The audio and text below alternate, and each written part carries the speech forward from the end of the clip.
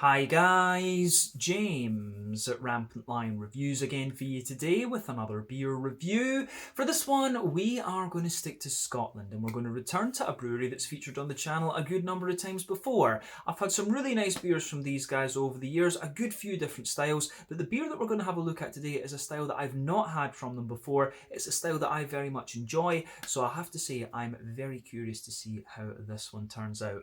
So yeah, let's see how we get on. Hopefully this is another good beer, hopefully it makes for an interesting review, and I hope that you guys enjoy my take on this one as well. For this review then, we are going to head over to Edinburgh once again. We're going to go to the south of the city, to Loanhead to be specific, and that means that we're going to have a look at another beer from Stewart Brewing. So this particular beer is called Night Falling. It comes in at 4.9% ABV, and this one is a black IPA.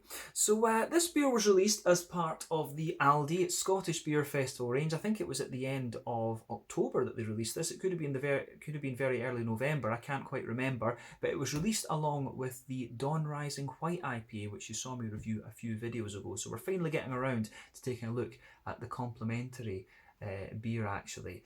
But yeah, my very first black IPA from Stewart Brewing, as I intimated earlier, so hopefully it's a good one. And as I've mentioned in other reviews, the black IPA is a style that I very much enjoy, but until quite recently these beers were very difficult to find. But it seems to be the black IPA seems to be enjoying somewhat of a resurgence over the last little while, and long may that continue. I do enjoy these beers. So yeah, let's crack on with this one then and see how we get on. Always nice to review new things and different styles, of course, from Stewart Brewing through in Edinburgh. So, as always with my reviews then, I'll tell you a little bit about the brewery before we taste the beer. If you want to get straight to the tasting, just fast forward. All the usual links are in the video description below. That's the brewery website, the link to my other reviews that I've done from Stewart Brewing in the past, and I'm sure I'll add more to that list in the near future. But there's all the usual social media down there. If you want to see more reviews, do please consider subscribing to the channel. The whole channel, of course, has a geography-based tagging system, so you can go into the homepage and search for beer based on country, city, state, county, province, prefecture, whatever it is you happen to be interested in. Do check out the playlist of beers from different countries. There is one there for all the Scottish beers that I've reviewed for you, and that's being added to very regularly at the moment because I am at home in the motherland of Scotland. And as always, please do get in touch and let me know some of the other beers and breweries that you guys would like to see me review. It's always great to hear from you guys that are watching the videos, and the support that you show the channel is hugely appreciated. So anyway, on to my brewery notes then to tell you a little bit about Stewart Brewing then. So Stewart Brewing, as I've mentioned to you before, was founded by Steve Stewart and his wife Jo. Now Steve is a graduate of the Heriot-Watt University through in Edinburgh, and he worked for several breweries including Base Brewery in Ireland and also in Birmingham as well, and he worked for the Harpoon Brewery in Boston, Massachusetts in New England in America, who were kind of the first craft brewery in that New England region. We renewed their IPA, if I remember rightly, the Harpoon IPA, quite recently, and that was a very interesting beer. But while working in Birmingham in 1998, Steve built his first microbrewery with the help of his father-in-law, who owns a steel fabrication company, which obviously is going to be very handy if you want to establish your own brewery. But Steve wanted to return to Scotland, and so he left his job with Base Brewery in Birmingham to move to Edinburgh back in 2002. He started putting things in place to form the microbrewery, and production began in January of 2004, with Steve having developed many of the trial brews using his own microbrewery. But he worked hard to secure a bigger production facility, and he eventually settled on a location in the Bilston Glen Industrial Estate on the south side of Edinburgh. But while this site was being completed, Steve was brewing his beers at the Strathaven Brewery until the first batch of beer was produced at their own brewery in Edinburgh towards the end of 2004.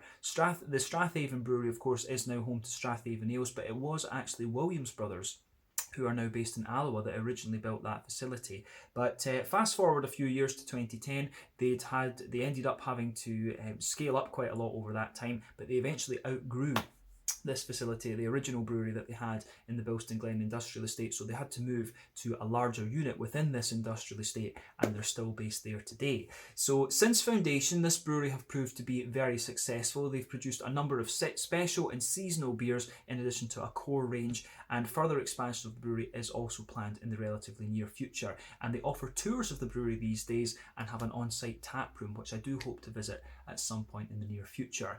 They did also have another bar down down in the Leith area called the Dockside Tap on Bernard Street, but this was unfortunately closed during the pandemic. It would have been awesome to go there and film a little out and about video actually, but you never know, they might open up something else in the city at some stage soon. I do hope that that will come to fruition again. But as of November 2021, when I'm filming this review for you, these guys have produced 70 different kinds of beer, and I would say that this brewery are known mainly for their different types of IPAs and paleos. You know, First World Problems, the Belgian IPA, the Radical Road is a lovely kind of old school West Coast IPA.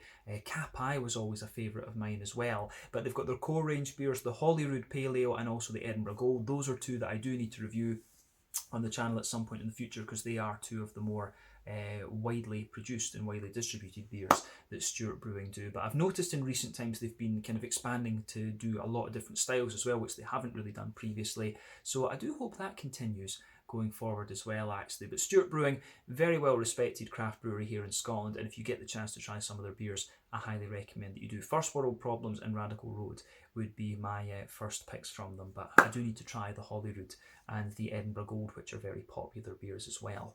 So yeah, that's all I can really tell you about Stewart Brewing for the moment. If you want to learn more about these guys, you can check out the brewery website, you can follow them on Facebook and Instagram to keep up to date with all the latest goings on, and you can check out the Rate Beer, Untappd and Beer Advocate pages to learn a little bit more about all those different beers that they've done. So yeah, let's crack on then and see how we get on with this beer.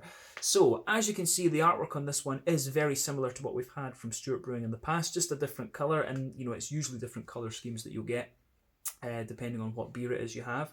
But there you can see the Stewart Brewing symbol, of course, and down there is the Night Falling Black IPA, 4.9% ABV. Just a plain silver top on this one, of course, but it tells you a little bit about on the side here about the beer itself. So it says black in colour but bright in hop character, a slight spice and chocolate character from the malt with refreshing citrus and pine flavours from the hops cutting through. So yeah, unfortunately I couldn't find the malt and hop profile for this one, because this beer isn't one that's sold directly from Stewart Brewing as far as I'm aware. This one and the Dawn Rising that you saw in my review a few videos back are exclusive to Aldi, and this is one of the things with Aldi, of course, they do get quite a few exclusive beers actually. But yeah, it also tells you a little bit about Stewart Brewery on the side there, but we won't really go into that because we've been through that already. But I believe I only paid about £1.50 for this beer, if memory serves me correctly. So £1.50 is, oh, what's that going to be? That's maybe going to be about €2, 20 Swedish kroner for those of you watching over there, and I guess somewhere in the region of $2.50 American for those of you watching in the States. But yeah, 4.9% black IPA, not the heaviest of black IPAs that we're going to come across, but knowing Stewart Brewing, this one should be quite nice. It should be quite nice, and if it's got the same kind of vibe to it as, you know, the Radical Road and the First World Problems and stuff, I think this could turn out to be really nice actually. So let's get this guy out and we'll get on with the tasting then. The Night Falling Black IPA, 4.9% ABV from Stewart Brewing in Lonehead, Edinburgh here in Scotland. Let's go for it.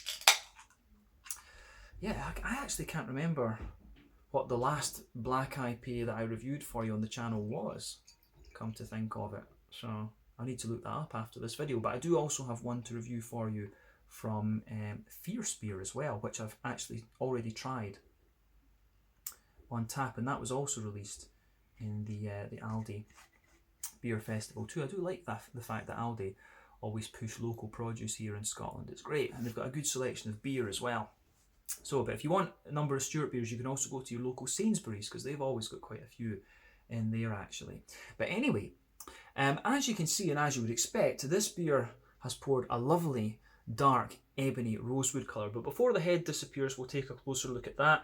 I would say that this beer has poured with about a 1/3 finger of a frothy, I would say kind of fawn, very light beige coloured head there. It looks very nice. There's one or two big bubbles sticking towards the side of the glass, a few little ones going up towards the bottom of the head there, but I mean overall it does look pretty nice. But as we said earlier, I'll just let you have a little look at the head, let the camera zoom in on that. It looks very nice. But as you can see, the colour of this beer is a very lovely dark ebony rosewood sort of thing. One or two smaller bubbles going up toward the bottom of the head there, but overall it does look pretty nice. If you shine the light through this one, it actually has a little bit of that kind of Coca-Cola, Pepsi coloured edge to it. So a little bit of a kind of more light chestnutty coloured edge, I guess we could say, if we want to be a little bit more technical than Cola and Pepsi Max.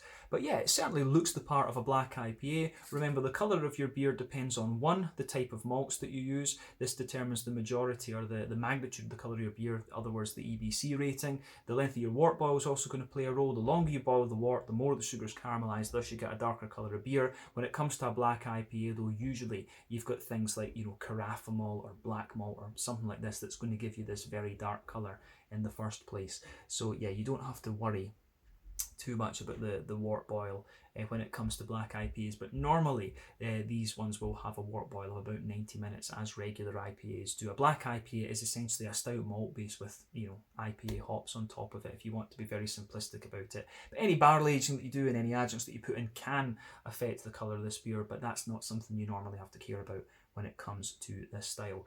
But it is pretty much as you would expect for in terms of appearance for a black IPA. So I don't think we need to say too much more about this beer in that regard. So let's take a closer look at the aroma then and just see how we get on with this one. So,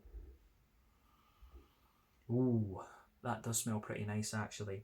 So first off, I'm going to say that my impression of this beer from the start is that it's going to be quite a light and drinkable black IPA. You can almost just smell the cleanliness off of this one. And I remember when I first really got into black IPAs, I always felt that this was a style that really benefited from being an imperial. And even these days, I think you've got two different types of black IPAs. You do get the more New Englandy type black IPAs, which have got the wheat and the oats and stuff like that in them. But you have the more West Coasty black IPAs as well, which are pure barley malt. And I think, to be honest, I do like both, but I probably, again, still lean a little bit more towards the kind of West Coasty sort of thing. And I've noticed on here, it actually says on the back that this beer has rye in it and also some coriander seeds. So that's kind of interesting. But I would say it does come across as quite crisp and clean in its aroma. But let's kind of break this down for you a little bit more and just see how we go. So you can smell the coriander out of this. I would say that, yeah, the coriander is absolutely there. But behind that, you can definitely smell, I think there is a little tiny bit of like black malt in this, or maybe a little bit of carafa. Now, carafa is a trademark malt of the Weyermann maltery in Bamberg in Germany. There is just something about this beer that's making me wonder. The smoothness of the bread crust and the toastiness in this beer is really making me wonder that. So you do, the backbone of this beer, you do get a little bit of that kind of toasty, well-fired bread crust, but at the same time it's very smooth. You get a lovely sort of rye, brown bready character on top of this. I love German rye bread. I do miss the German bakeries very much from when I lived over there. But yeah, there's a lovely kind of rye bready type character to this beer, which I have to admit I really, really enjoy. So yeah, and within that kind of brown rye bread, you can smell that little bit of coriander for sure. I don't know if I would have picked that up without seeing that on the can, to be quite honest with you. I don't know if I would have picked up, I think I might have picked up the rye, to be honest with you. I would have probably said brown rye bread. It's kind of like that. But for sure, yeah, this is, the more that you smell of this, the more the beer kind of smoothens out and the sort of malt base thickens up a wee bit. It could also be just because, the air's getting into it and stuff like that. But yeah, nice, toasty, well-fired backbone to this one.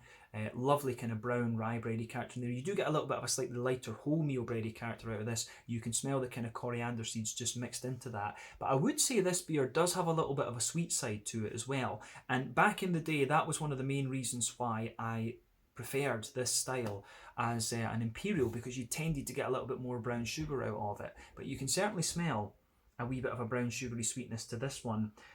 So there's a bit of a kind of toasty brown sugary note to this. It's not too dry actually. It does come across as quite smooth in a lot of ways. There is a sweet oily caramel in there, but potentially a nice little bit of a kind of malty, biscuity character as well. So I really like how this one goes together. So yeah, the malty side of this beer I think is really very, very nice. So it gets a thumbs up from me, but Stewart Brewing always did a fairly solid malt base. We had that only the bold recently, the West Coast one, and the malt base in that I thought was really good. And that's one of the things I've enjoyed about Stewart Brewing. They always get the malt bases pretty spot on, and they give you a nice big oily fruity hop character. So in a lot of ways, Stewart Brewing's beers tend to just hit the spot for me on those two perspectives. But yeah, lovely sweet caramel, little bit of McVitie's digestive biscuit, and a toasty brown sugar sitting on top of those nice kind of bready characters that we talked about as well. But yeah, aroma wise, this is very, very nice. So yeah, I like how this one goes together on the malty side for sure. Let's focus on the hoppy side of things then. So on the hoppy side of this beer, there's definitely a wee touch of earthiness to this one. We can say that. I'd be very curious to know what hops have gone into this. Now, I've got a few suspicions. It could be, I think I'm torn. Maybe there's a little bit of Chinook, a little bit of Cascade, and something a bit more orangey, maybe a bit of Mosaic or something like that. I think that's where this beer is kind of leaning towards. Back in the day, it was always a bit of Chinook, a bit of Cascade, and sometimes Simcoe. Simcoe can be a really interesting one to put in these beers as well. But there's definitely a wee bit of earthiness to this one for me. It's actually got a fairly light floral character as well. It's quite a bright, almost slightly zesty floral note, but you do get quite a bit of a kind of wet, grassy note out of this one. It's a little bit zesty as well, for sure. So that's kind of interesting too. But green component for me, it leans a bit more towards that earthy side of things, which mixes in with all the good bready stuff. A little bit floral and also a nice wee bit of a kind of zesty, grassy character for sure. So I like how that, I do like how that goes together. I think it's really very nice for sure on the green component. The fruity side of this though is pretty interesting, and this is where I'm drawing a lot of these the kind of speculation about the hops. So for me, on that fruity side of things, it has a little bit of a raisiny sharpness to it. You can get that right in the top of the nose. For me, a little bit of raisiny sharpness for sure. Underneath though, you do get a little bit of a more kind of, I do get a little bit of a kind of juicy figgy note out of this one, and a wee bit more blackcurrant as well. But there's also a nice kind of oily blackberry, but certainly I think there's a wee bit of an orangey, I think there is a wee bit of an orangey zesty sort of thing to this. So I wouldn't be surprised if there's a bit of Cascade and, as I said, something a bit more orangey, like, I don't know if it's quite zesty enough for Amarillo, but maybe Mosaic or something like that. And I don't know if Chinook's in this. Maybe. Could be a little bit of Chinook in this. Chinook would explain the earthiness, and the more that you smell of this beer, you start to get a slightly deeper floral aromatic quality out of it. So I wouldn't be surprised if this is like Cascade giving you the softer ready fruits, the fig and the kind of blackcurranty notes, and then a bit of Mosaic giving you the orangey notes, and then Chinook giving you the sharper raisin and the big kind of florally zesty notes. So yeah, I like how I do like how this one goes together for sure. But yeah, aroma wise, this is very nice and pretty much what you would expect of a black IPA. So let's get the rest of it into the glass, and as I always say, take a bit of time to ponder over and enjoy the aromas of these beers before you get stuck into them. But I think it's time for us to have a look at this. So this one is the Night Falling, a 4.9% black IPA, my very first black IPA from Stewart Brewing in Lonehead in the south of Edinburgh. Let's get stuck into this. Slàinte, skål, cheers.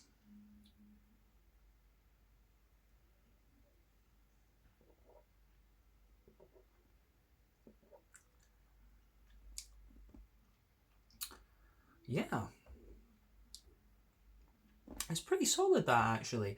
It really gives you a bit more. This one has quite an interesting turn in the aftertaste, because it comes across as quite light, slick and almost crisp in a way in the beginning, but then the further you go into the aftertaste, you start to get a bit more of that kind of toasty, darker, roasty side of it, but you also get the you do start to get some of the kind of sweeter and smoother sides of this beer out as well. So I really do like how this one goes about its business for sure. So it gets a big thumbs up from me in that regard, absolutely.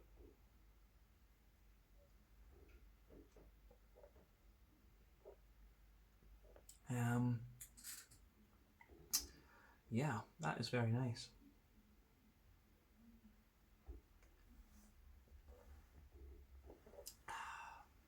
Yeah, I like that for sure. So, where do we start with this one then? Overall, I'd say it is a very, at 4.9%, you would expect it to be quite light and zestful. It's not so much of a kind of sipping beer, but for me, a black IPA, it's always the thing you have before you're going to have, a big imperial stout or whatever. it's a kind of transition beer, this one. I enjoy these, but they are more tasters for me than they are session beers, actually.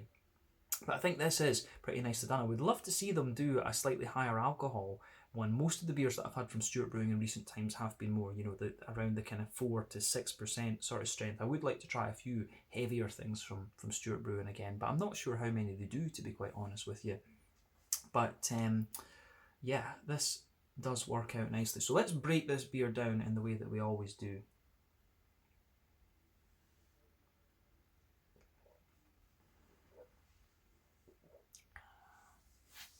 So straight away across the middle of your palate, then you get that nice roasty, toasty, well-fired bread crusty backbone there. That blankets the middle third and the back third of your palate. It sits there. And it gets drier the further you go into the aftertaste. But let's focus on the middle third of your palate just now. So as you move towards the front of that middle third of your palate, you do get a nice little bit of a kind of woody undertone coming out of the beer. And again, I quite like how that I do quite like how that goes together in this one for sure. So that kind of, it's quite minimal, that I would say, right enough. But on top of all of that, you do get that nice kind of smooth brown rye bready layer there, and it's actually quite dense in a sense. You can feel the flavours are quite squashed together, and it's just got a nice density to it. So I really like how that I do really like how that side of things goes together in this beer. But yeah, lovely. It has got that lovely sort of the brown bready notes that you get out of this are pretty spot on, and I think in fairness they do smoothen out and kind of level out the beer a little bit the further you go into the aftertaste. This one definitely does get a wee bit thicker the more and more that you drink of it, so it leans towards the bready end of the black IPA spectrum for me. And as I was saying earlier, there are two types of black IPAs for me, a West Coast and a New England. This is definitely more sort of West Coasty. It's not a New Englandy one. It's not quite kind of creamy and smooth enough, if that makes sense. It has got a little bit more of that kind of grainy character to it. It's all barley malt. This, it really is all barley malt, and the rye, of course. So we're not being pernickety or whatever, but yeah, this is nice. I would love to see I'd love to see an Imperial Black IPA from these guys, because on the basis of this one, I think they could do this pretty well actually. And I've had some higher ABV hazy IPAs from these guys before, so a big 8% West Coast double IPA and a black IPA and some New England hazies of that strength could be an interesting thing from Stewart. But yeah, this is good.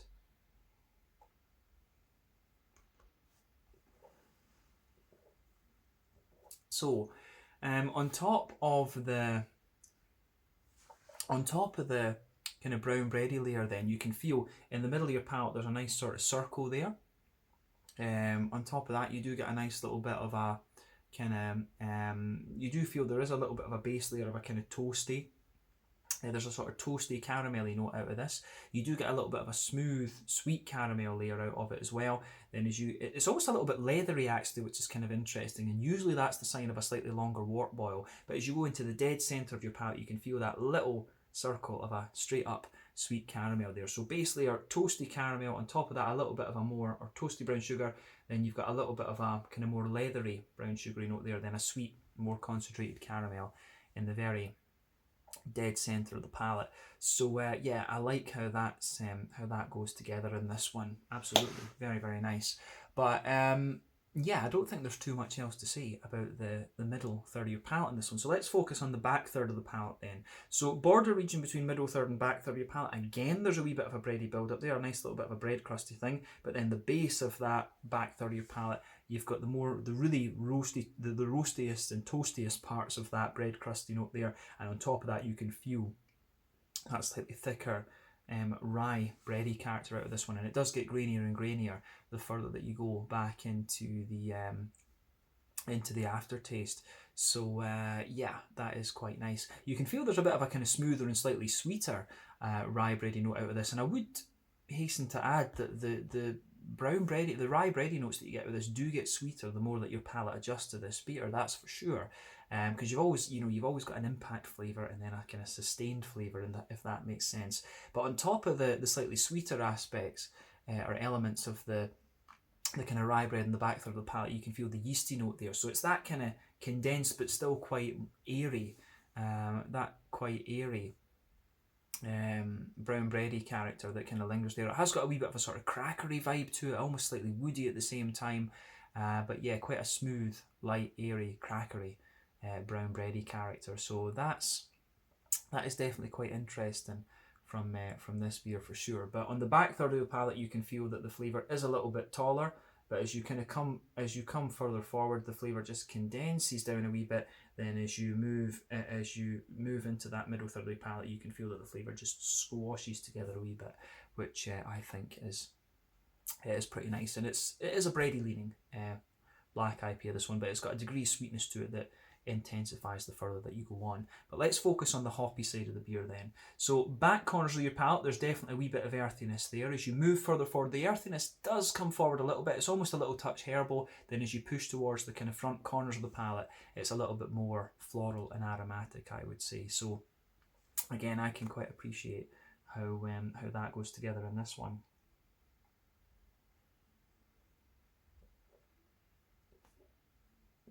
So, yeah, nice little bit of floral aromaticity there, which I very much enjoy.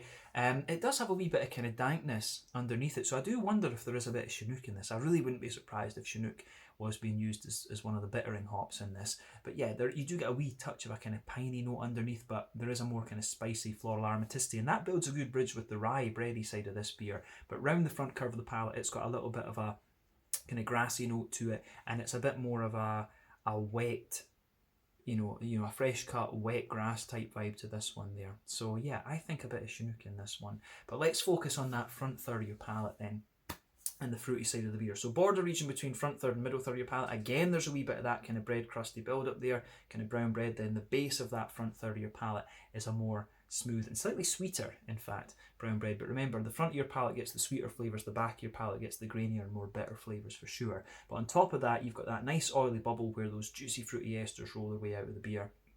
And then, yeah, it does go together very nicely in that sense with this one.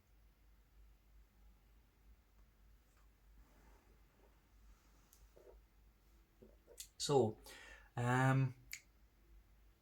yeah, on the fruity side of things then, toward the back, it's actually quite a nice, smooth and just light, juicy fruity, what you get out of this. But towards the back of that front third of your palate, you do get a nice little touch of you do get a little bit of a raisiny sharpness out of this one for sure. You do get a little bit of that on the top, but underneath that, it's got a lovely, juicy kind of figgy character to this one, and the raisiny notes, and you do get a wee hint of grapefruit in there as well, which does make me suspect Chinook even more. But the base of the fruity character in this one is a slightly figgy note on the back half of the front third of your palate, then a more black curranty note on the front half of that front third of your palate. So I think Cascade. I think there is a wee bit of Cascade in this one. I do think that for sure. But yeah, a little bit of raisiny sharpness, a lovely soft kind of figgy element there, and then as you move further forward, a wee bit more kind of black curranty as well. And then on top of that, you've got a little bit more of a kind of blackberry, note coming out of the beer, as well. So a little bit sharper and more blackberry like the further that you go into the aftertaste as well. So yeah, I really like how the flavour of this one goes together.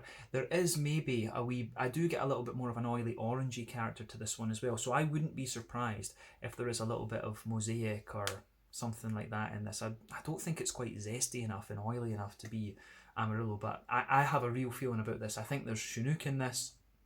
Columbus would be another one as well, actually, so Chinook or Columbus potentially, but it's not quite spicy enough to be Columbus. I'm leaning towards Chinook, Cascade, and a wee bit of mosaic in this beer, I reckon. So yeah, I think that's what's going on here.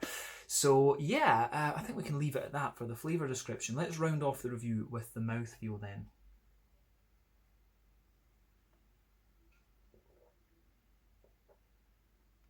So mouthfeel wise, I think this beer is I think it's maybe mid-bodied. It does thicken up a wee bit more the more that you drink of it. So straight up mid-bodied beer. Carbonation is very, very smooth. It has that typical Scottish clean mouthfeel to it. As I always say, we're very proud of our tap water here. You get lovely water in the you get lovely water in Scotland, and that's really reflected in the kind of cleanliness in the flavours of the beer. So it's got a little bit of slickness to it for sure. In terms of IBUs, I think this beer is somewhere in the region of like I think it's maybe sitting around the 50 IBU mark, something like that. I've just noticed on the can it says 48. Wasn't far off. I got it right this time. But yeah, I would have thought 50 IBUs with this one. Some of the bitterness coming from both from the malty backbone and from the hops. There's a bit of that going on there. But the malty side of the beer is lovely and smooth. There's a slight degree of sweetness to it, and you've also got some lovely juicy fruity characteristics coming out of the beer as well. So the way that this goes together, I think, is really nice. Lovely oily fruity note, soft little bit of berry character, wee bit of an orangey note, and it's quite a bready leaning IPA, this one. I think the only thing we haven't really mentioned would be the coriander, and I'd say the coriander sort of flavours are mixed in with the kind of rye bread in this one. They come out particularly towards the back of that middle third of your palate actually, but as I say, it's quite subtle. I wouldn't have noticed it if it didn't say on the can, to be quite honest with you. So I think this is a very nice bready and slightly sweet and smooth black IPA. So yeah, this is definitely worth checking out if you get the chance, but I think we can leave it at that for this review. So once again, thank you for watching my beer reviews. Until the next time, please like, subscribe, share, all the usual YouTube stuff. Let me know your own thoughts on this beer in the comment section below. Let me know what your favourite beers are from Stewart Brewing. It's been really cool to try my first black IPA from these guys, so I do hope that they produce a few more of these and maybe some slightly higher alcohol ones as well, and show more of the sweet side of this style. But if you want a very, very good black IPA, then I would recommend the Total Black Salts and Body Malts. That's an awesome one. Potentially the best one I've ever reviewed, actually. So check that one out if you get the chance. But again, check out my social media, check out their social media. This was the Night Falling 4.9% Black IPA from Stewart Brewing in Lonehead in the south of Edinburgh. Get this one at Aldi while you can. Slàinte, skull, cheers, and see you guys on the next review.